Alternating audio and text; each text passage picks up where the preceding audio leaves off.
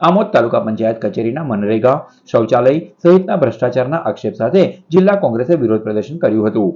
ભરૂચ જિલ્લા કોંગ્રેસ પ્રમુખ રાજેન્દ્રસિંહ રાણાના નેતૃત્વમાં ડોક્ટર આંબેડકરના સ્ટેચ્યુને ફૂલહાર કરી કોંગ્રેસના આગેવાનો અને કાર્યકરો દ્વારા આમોદ તાલુકા પંચાયત કચેરી ખાતે તાળાબંધી કાર્યક્રમ યોજવાનો નિર્ણય લેવાયો હતો.